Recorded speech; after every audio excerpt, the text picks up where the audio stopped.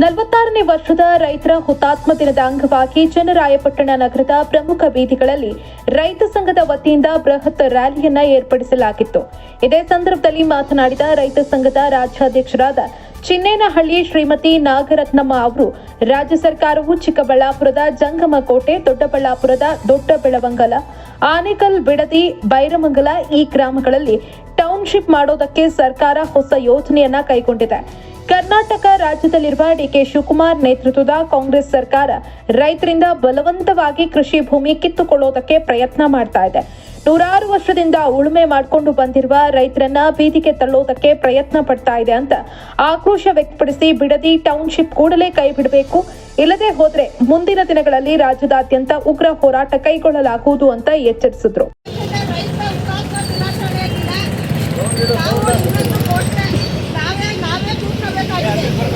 ಏನಂದ್ರೆ ಬಿಳಿಗೆ ಆಗಿರ್ಬೋದು, ಆಗಿರ್ಬೋದು, ಆಗಿರ್ಬೋದು, ಆನೇಕಲ್ ಆಗಿರ್ಬೋದು, ಎಲ್ಲ ರೈತರು ಕೂಡ ಬೆಂಗಳೂರು ಡೆವಲಪ್ಮೆಂಟ್ ನೆಪದಲ್ಲಿ ಒಕ್ಕಲಿಗರಿದ್ದಾರೆ. ಈ ಸರ್ಕಾರ ಬಲವಂತವಾಗಿ ರೈತರ ಭೂ ಸ್ವಾಧೀನ ಮಾಡ್ತಾ ಹೊರಟಿದ್ರಿಂದ ಈ ದಿನ ಬಲವಂತದ ಭೂ ಸ್ವಾಧೀನ ದಿನ ಅಂತ ನಾವು ಘೋಷಣೆ ಮಾಡ್ತಾ ಇದೀವಿ ಬಂಧುಗಳೇ. ಆದ್ರಿಂದ ಪ್ರತಿಯೊಬ್ಬರು ಕೂಡ ಎಲ್ಲ ಅವರ ಜಿಲ್ಲೆ, ಅವರ ತಾಲೂಕಲ್ಲಿ ಅದನ್ನ ಮಾಡ್ತಾ ಇದ್ದಾರೆ.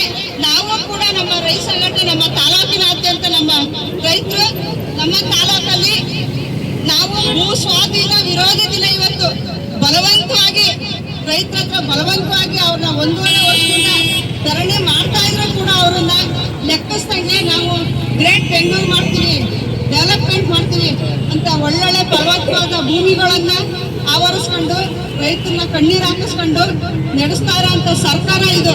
ಆದ್ರಿಂದ ಇವತ್ತು ನಾವು ಬಲವಂತದ ಭೂ ವಿರೋಧ ದಿನ ಅಂತ ನಾವು ಘೋಷಣೆ ಮಾಡ್ಕೊತಾ ಇದ್ದೀವಿ.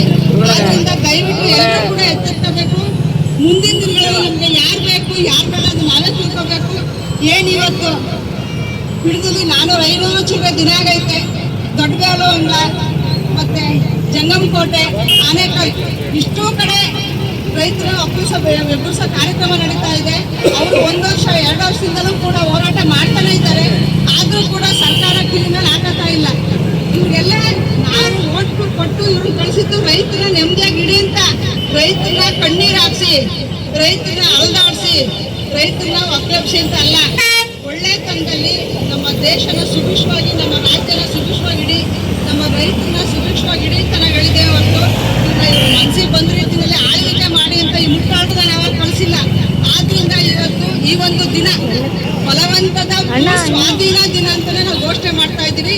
ಆದ್ರಿಂದ ಬಲವಂತ ಸರ್ಕಾರ ಇದು, ಬಲವಂತವಾಗಿ ರೈತರನ್ನ ಕಿತ್ತೊಳ್ಳಂತ ಸರ್ಕಾರ ಇದು. ಆದ್ರಿಂದ ನಾವೇನಂತ ಹೇಳ್ಬೇಕು, ಏನ್ ಮಾಡ್ಬೇಕು ನಮ್ಗೆ ಅರ್ಥ ಆಗ್ತಾ ಇಲ್ಲ.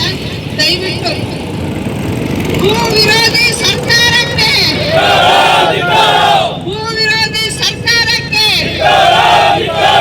ಬಲವಂತವಾಗಿ ರೈತರಿಂದ ಭೂಮಿಯನ್ನು ಕಸಿದುಕೊಳ್ಳುತ್ತಿರುವ ಸರ್ಕಾರಕ್ಕೆ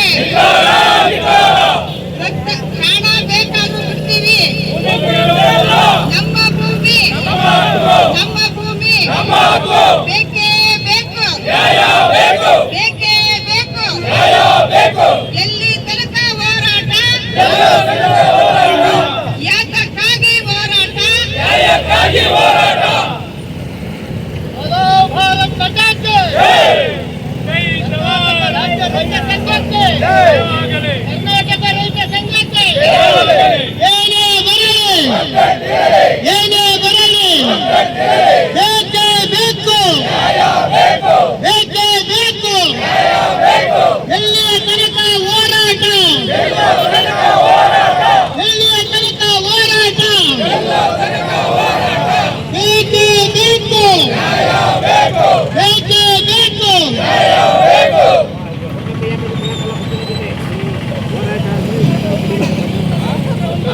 ಮಾತಾಡೋದು